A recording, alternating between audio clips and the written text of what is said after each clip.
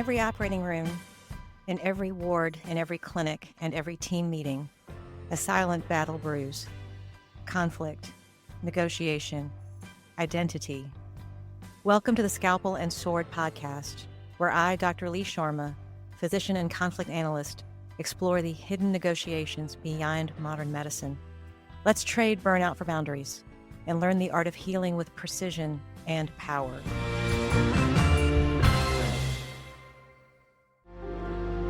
You've spent years making careful decisions with lasting impact. When it comes to investing, the same principle applies. Lightstone Direct gives you access to institutional quality real estate investments with decades of proven experience behind them. Invest directly, no middlemen, and a $12 billion plus AUM real estate firm in your corner. Visit lightstonedirect.com. All investments involve risk. Please visit lightstonedirect.com for a full list of disclosures.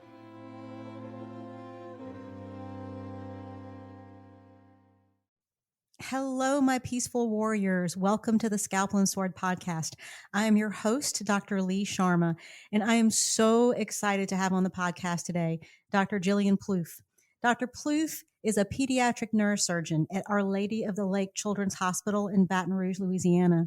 She did her undergraduate studies at Temple University and her medical school and residency training at the Philadelphia College of Osteopathic Medicine. She did her fellowship in pediatric neurosurgery at the Nationwide Children's Hospital in Columbus, Ohio. She is somebody I am proud to call my friend, and we are both participants in the Physicians Foundation Leadership Institute for the 25 to 26 year. Jill, it is awesome to have you on the pod today. Happy to be here.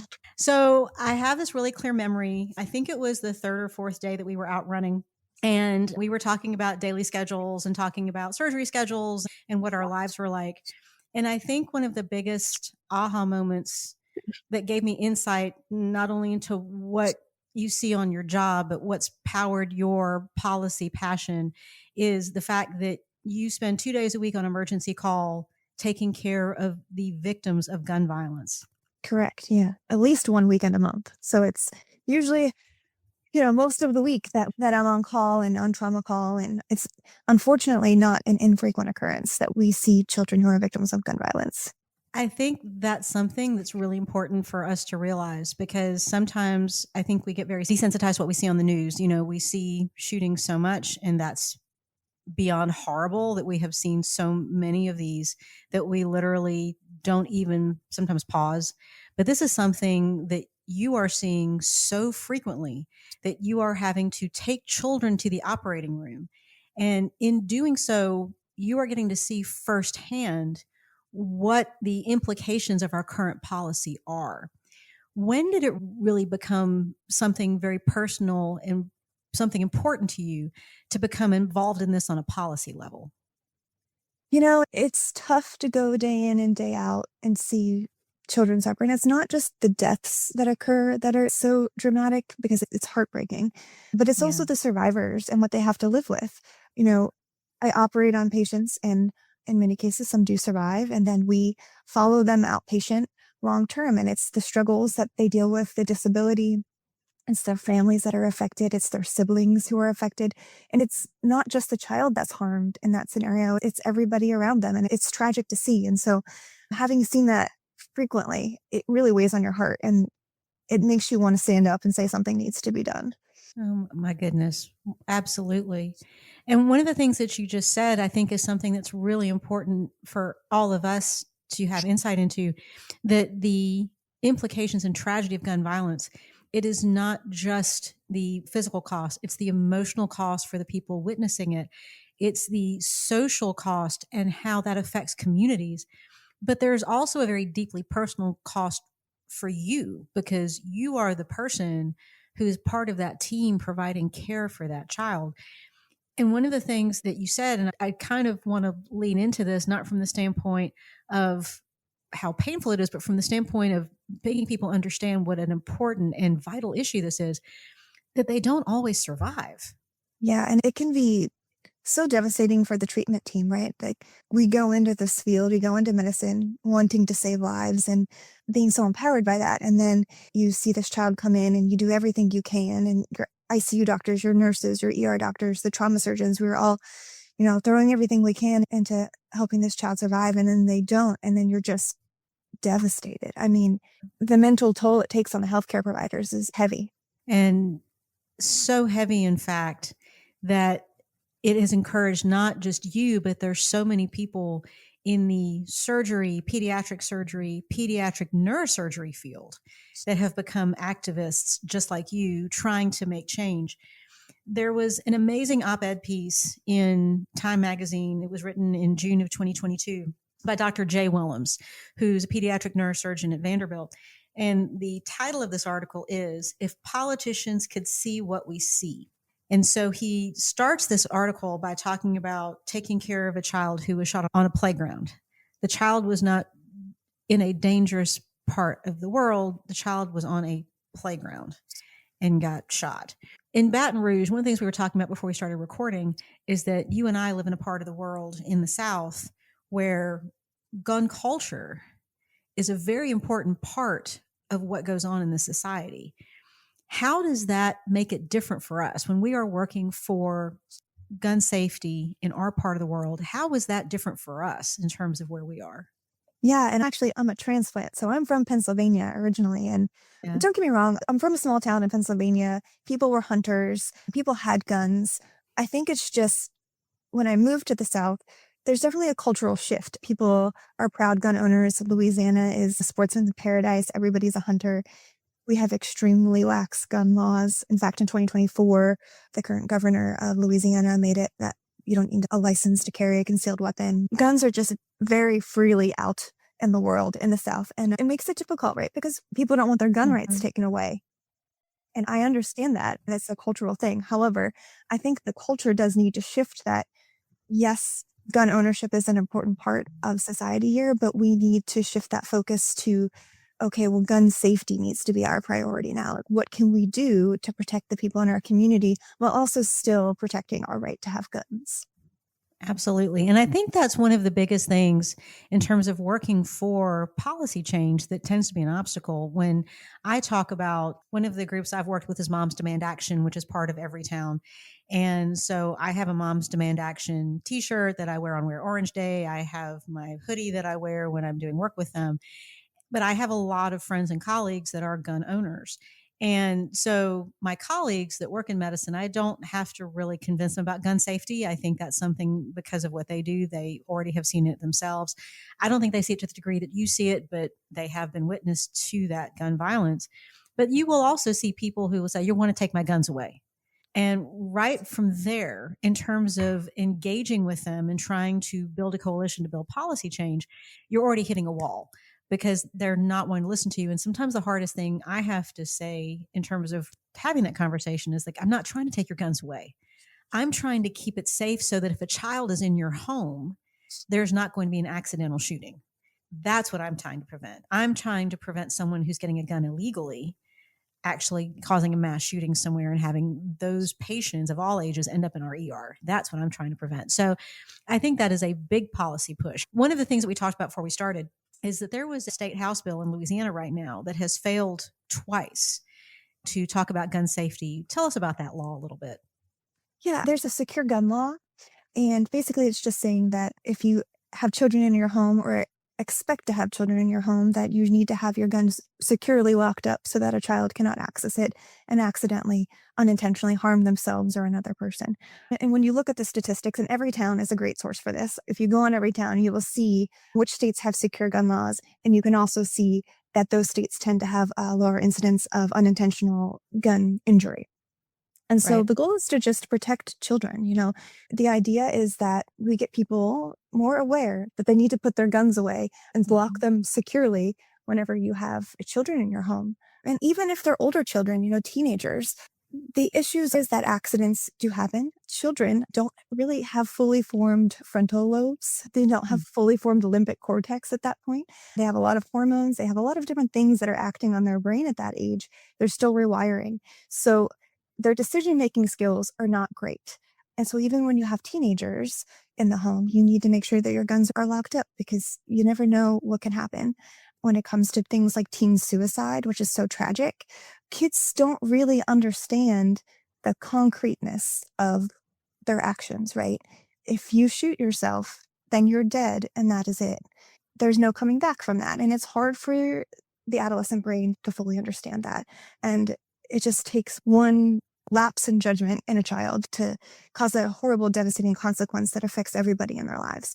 So having secure gun laws really helps prevent those sorts of things from happening. And so that is the goal, to try to get that law passed here in Louisiana.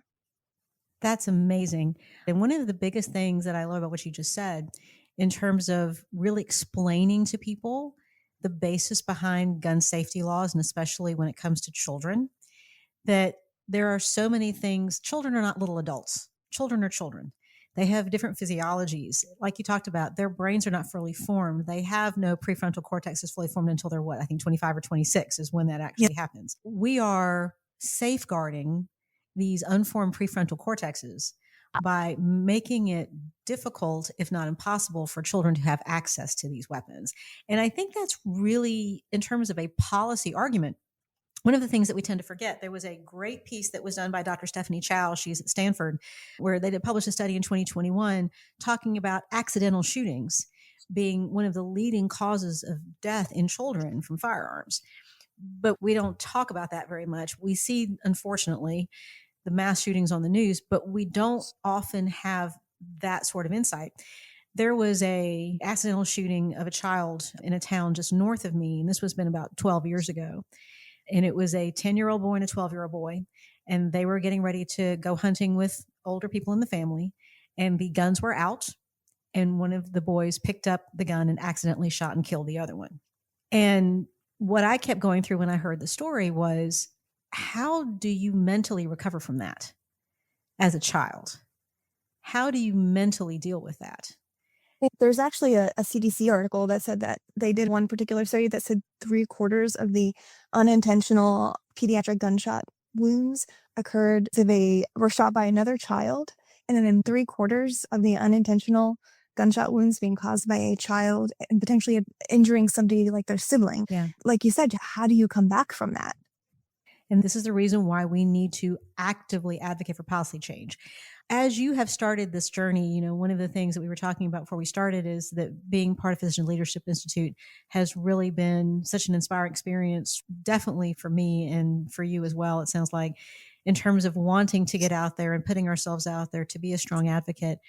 As you are doing this, and especially being a physician out there doing this, how have you found your voice, and how powerful has that voice been? Like, when you've gone into legislatures and you've talked to people about this, do you find that being a doctor gives you much more power in that space?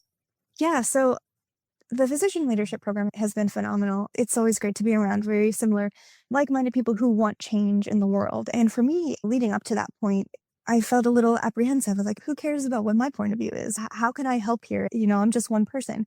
But after doing that program and seeing other people who are actively involved in their local politics and in their medical organizations, it was really inspiring. And so that prompted me to reach out to some of the organizers who are involved with this bill. And they were excited about having me on board. So that was kind of eye-opening and just like, oh, these people do want help. They need help. And having the medical aspect of it and my experience with seeing the effects of gun violence in our pediatric population, I think it's just really important that we as doctors get involved. And I see that more now than I ever have before.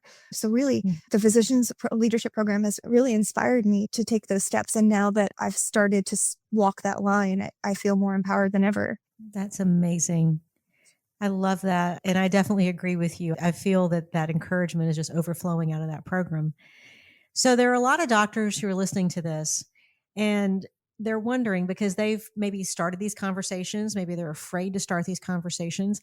I think part of the fear in starting those conversations sometimes, especially if you're trying to reach out to legislators for something you're really passionate about, is they don't really know how to talk to legislators. They feel like, I don't know anything about this process. I don't know anything about testifying in front of a committee. I don't know what to do. And yet, the stories that you tell, like when you're talking about operating on a child who's just had a gunshot wound, and you're having to walk out and possibly tell this family that their child didn't make it. That's a potential that you may have to have. Is it going into technicalities about the legislation, or is it really just telling our story? Yeah, I think a lot of it is telling our story. You know, you cry with families, you hold their hands, you pray with them. And it's so heartbreaking. And it's funny, I say to my husband all the time, I'm like, I just wish that everyday people could see what I see every day, because I think their perception of our gun culture would be very different. Mm-hmm. You know, you hear, oh, this child died from a gunshot injury, but seeing it is wild, right? It can be gruesome. It can be disfiguring. It can have long-term disability and wheelchair bound, nonverbal. It's just hard. And I think if people saw that and knew that, perhaps their hearts would warm a little bit more to having a few more protections to help our children. I always Yeah. think back. There is one particular case that I think of all the time that I think really has stuck with me in my career. And it was a toddler found a gun in the couch cushion while family was sleeping, and he shot himself in the head. And he survived for a short period of time. We operated on him, and he survived for about a year after injury before succumbing to the downstream effects of his brain injury. But having to hold the family's hand and say, your child's not going to be the same person they were before, it's so hard. And they're not going to get to see him graduate. They're never going to get to see him go to college or get married, have a job, none of that. And it's so sad. And I think people need to know. And that's the stories that you tell and the lived experience you have as a pediatric neurosurgeon, but also as a human being, as somebody who's actually held and prayed with these families as they have had these experiences. Your voice is the voice that needs to carry when it comes to making laws and legislation, because your perspective is the perspective that we all need to have. Just you telling that one story, I want to put my head down and cry, because that's one of many. I think that beyond the fact that this is one story that you're telling, the truly unfortunate thing that needs to snap our heads up and make us work for change is the fact that's one story of many. That we could sit here for 2 hours and you could tell story after story after story like this. Part of why it's so hard for legislation to occur, the fact that there is some guarantee for the right to bear arms in the Constitution. There's no guarantee to bear a cigarette in the Constitution. Working for smoking cessation and those kind of things. There are some public health issues. We're not fighting something that's constitutionally guaranteed. When you're talking to legislators and when you're trying to work for this issue, is that something you come across where people hold this up to you and say, but this is my right to bear arms? Yeah, it's not just legislation. It's not just our local government or our federal government. It's not even that. It's just the everyday people that you talk to, where you even mention the topic of passing a gun law and people get very defensive. It's very polarizing in this country. I think the thing that has been most effective for me, even just talking to my friends and my family and other people who live in Louisiana, is coming from a place of heart, right? Like, we may not have the same political views. We may have widely varying political views, and that's okay. I'm not coming after you in ideology. It's nothing like that. It's that expressing that this comes from a place of love, that this is my state. These are my people. Yeah. We need to do better. We need to take care of each other. And part of that is protecting our children and preventing harm. And it's such an important thing. And so I think when you come from a place of love, that hits harder than coming at it from a political aspect, if that makes sense. Yeah. First of all, I want to high five you through the screen for being that, because in terms of resolving conflict, I think one of the things that gets us in trouble with any policy debate is people very easily get this headspace of winning and losing. It's my way or your way. I'm right and you're wrong. And one of the biggest issues we get into with politics in general, I think, is fostering this competitiveness. And of course, parties do it because parties want to win. The victim of that is the people, and the vehicle through which that victimization occurs is policy. So if you are using policy to win something, Unfortunately, the loser most often is going to be the people for whom you're trying to represent. So when you are walking into this conversation and you are really trying to talk about a policy issue, and you can actually say to the person you're having the conversation with, it's not about me winning or you winning. It's about the fact that we love these people and we want what's best for them. And we'd like for as many of these children as possible to see tomorrow. And if the way to do that is to pass laws to keep guns locked up and safe so children can't get to them, then can we agree on a path on that? Not because it's about me winning or you losing, but because it's about we want the best thing for the people we serve. And as soon as you do that, I think two things happen. Number one, you start to find common ground, and commonality is always the fertile soil for resolving conflict.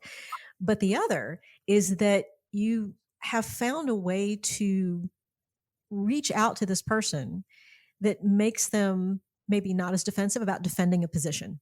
I love these people and you do too. Can we love these people in a way that we can both find a place that we can at least meet a little bit? And it becomes very hard for people to fight you on that. I think they become less defensive. And so I love how you do that. That is incredible. I love that so much.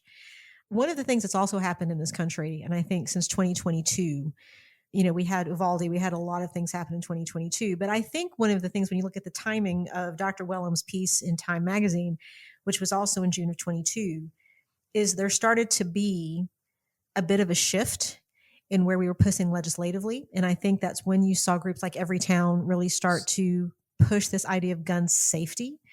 One of the things that you talked about, and I want to circle back to this because I think this is such an important metric to talk about, that there is a direct correlation between states that have gun safety laws or gun safety regulation and the rate of children who suffer gun violence, that those two are absolutely connected.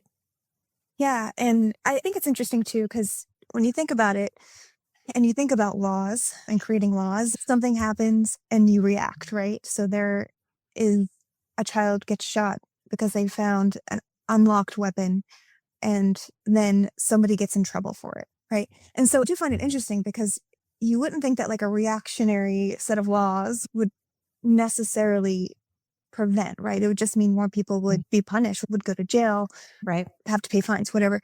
But it's worked, right? And I think that has to do with people realizing that, okay, there are consequences now. So now we need to think about this more on an everyday basis. And I think that's where that shift happens. And I don't know if you agree with that, but to me, that's what makes sense the most. Yeah. When you look at like even internationally, look at Australia, Australia had one mass shooting. And after that one mass shooting, they said, okay, no guns. That's it. That was a very reactionary law passage, but it's worked for them. It has worked for them in terms of not having the rates of gun violence. And there is a place to be reactionary in terms of understanding the gravity of the problem. Reactionary policymaking may not be the greatest thing to do in terms of smoking cessation. I kind of come back to that because I think that's a large policy issue that we also have had legislation for. And a lot of that legislation is directed at children in terms of advertising and not advertising to kids, and especially with things like vaping. I don't know how, in Louisiana, but vaping is huge in Alabama. So a lot of legislation about age and enforcement is a big deal. But at the same time, there is an immediacy and a gravity to gun violence. Yes, I remember when Josh and I, my husband's pulmonary critical care, when we were dating, one of the random stupid things we used to do because we were poor residents is we would go to tobacco shops and we would leave his business card in tobacco shops. And the tobacco shop owner would like, oh yeah, we'd be striking up a conversation with him and he'd be, talking to Josh and they'd be getting along great. And Josh is like, can I leave my business cards? The guy's like, yeah, sure. And he would look at the business cards and business cards said pulmonary critical care. And the guy would kind of look at him and Josh would go, people who come in here are going to need me someday. You should go ahead and put that out there. And I remember thinking it was very subtle, but it was a very good way to get his policy point across, that this is something that's going to kill them or hurt them at some point. Can we go ahead and educate them now? But that's a very different issue from gun violence in terms of the immediacy and in terms of the people we're talking about, which are children. Children are not going to be able to drive themselves to a place to buy a gun. If the guns are there because somebody has it in the home, and it is accountability on that person who has that weapon in the home to keep it safe in a way that these children are protected. So no, I think this is one of those things that having a stance that recognizes the gravity and the immediacy of the policy problem is very appropriate. I mean, I think that's the reason why when we were in Boston for our first meeting for the Leadership Institute, one of the things that we all did was we walked around the room and we all put our policy ideas up on the walls, and we all had stickers, and everybody could go around and put stickers on which issue they really felt needed to be pushed. And Jill, you're on gun violence and protections and safety for children, got the most stickers of anybody in that room.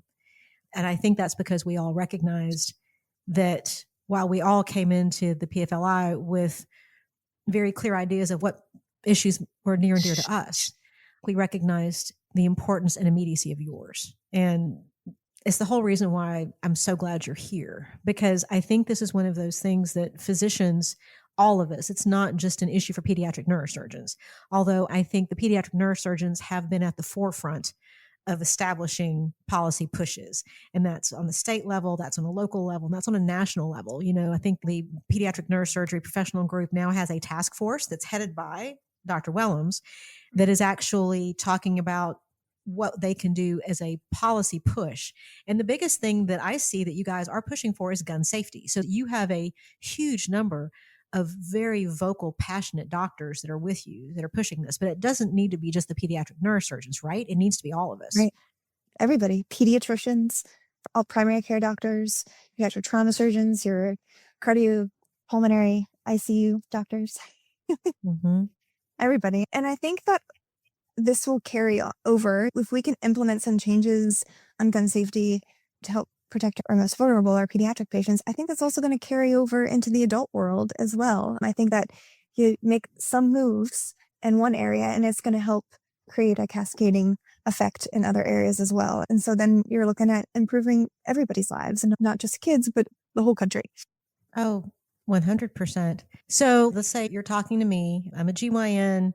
I'm definitely concerned about domestic violence. That's something that we screen for. That's something we talk to patients about. We have rescue plans for patients. If they come in and they're in active danger, we have ways of getting them out, because unfortunately we know that having available guns does increase the risk of escalation. And for these women, that's a very dangerous space, of course.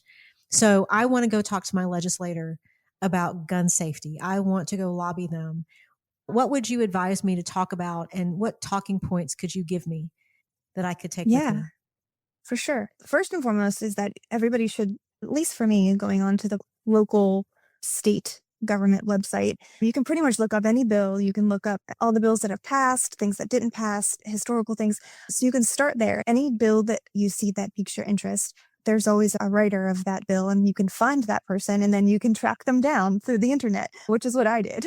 I basically just followed the names and their emails are all listed. It may take a little time, but once you get that information, it's easy to contact people. And I would say that some talking points would be that we as members of your city are seeing the everyday effects of gun violence. And it's not just people that we know, it's not our immediate friends and family necessarily, but we still feel the effects of our entire community being affected by this. And so I would ask my legislator, what are we doing right now to improve the problem that we have? We have a gun violence problem. What steps are actively being taken to help with this? And then you listen, and then you take in what they have to say, and then formulate your response and kind of go from there.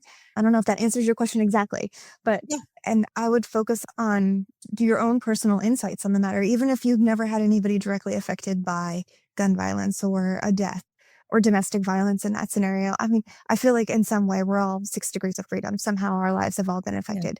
No man is an island. And you got to take that personal note when it comes to talking to people and try to get some understanding. Sort of what we talked about before. Yeah, that's amazing advice.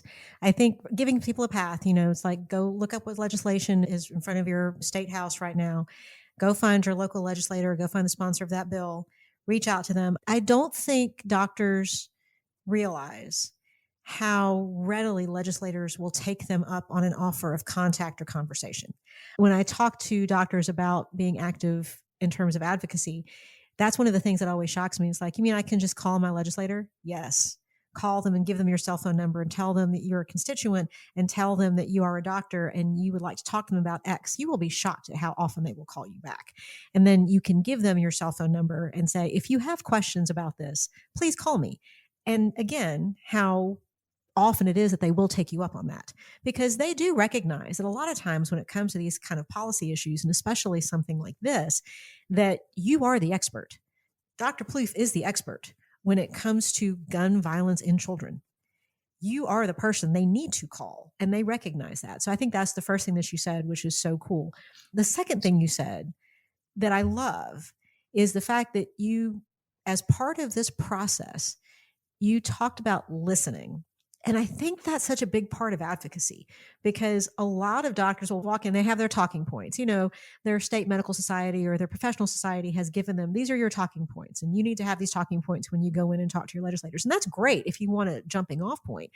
But talking points will come across as talking points. They will not come across as a personal vignette. They will not come across as a personal story. So if you're sitting there, you're talking to a legislator and you actually take the time to listen to their concerns and listen to what their position is, you are more likely to, number one, be authentic when you're lobbying, because again, you want to be you. You don't want to go in there and I'm going to recite what my professional society says. No, you want to go in there as you, because that's where your power is. And then actually use that as a personal point of reference. This is what I've seen.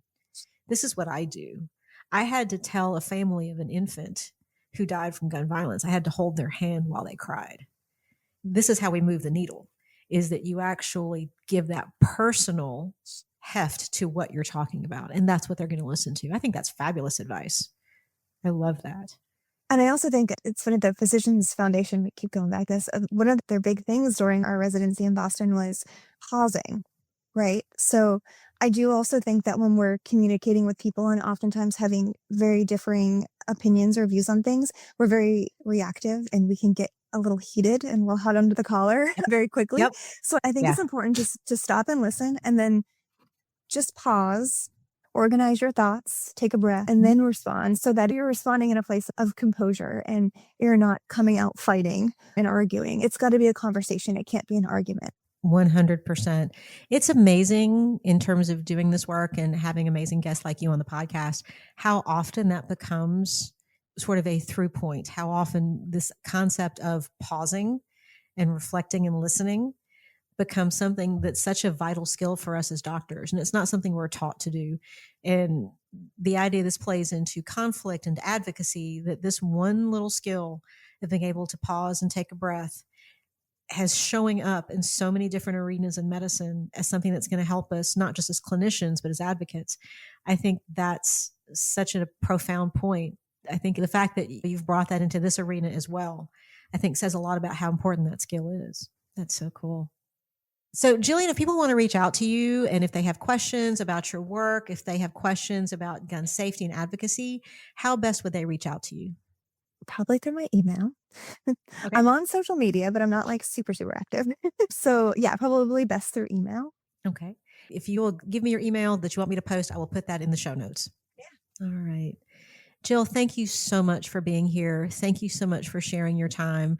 You've definitely inspired me as an advocate in this area. I'm going to go look for the gun safety laws in Alabama, and I'm going to reach out to those legislators.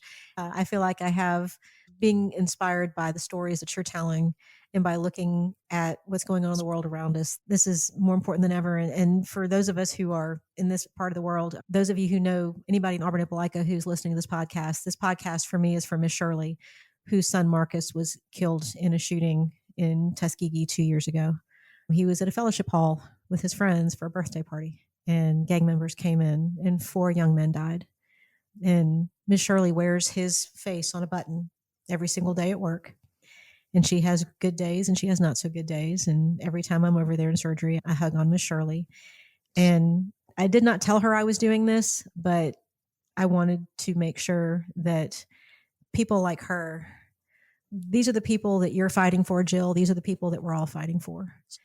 We don't want anybody else to have to wear a button with their child's face on it who died from gun violence.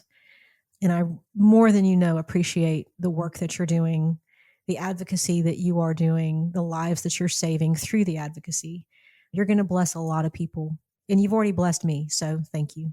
There's one thing that I would like to say at the end, and this is sort of my motto, but something that I read when I was a child that has stuck with me forever. And it's John Donne, Meditation 17. Yeah. It's every man's death diminishes me because I'm part of mankind. So never ask for whom the bell tolls. It tolls for thee. We are all one in this community, and it is really important that we recognize that we're all interdependent from one another. We all need each other, and the only way to make change is for all of us to get out there and have our voices heard so that we can fight for each other, because otherwise, what's the point? Yeah. Thank you, Jill. That was incredible. Thank you so much. For all of us who have been here today, for all of you who have joined us on the Scalpel and Sword podcast, thank you so much for being here with us. And until next time, be at peace. Every episode is an invitation to speak, to negotiate, to choose. I'm Dr. Lee Sharma. Join the dialogue by subscribing to Scalpel and Sword. Until next time, peaceful warriors, may your choices be sharp and your voice be even sharper. This podcast is a reflection of lived experience and research in conflict resolution. The Scalpel and Sword is not intended as medical or legal guidance. For personal matters, please consult a qualified professional.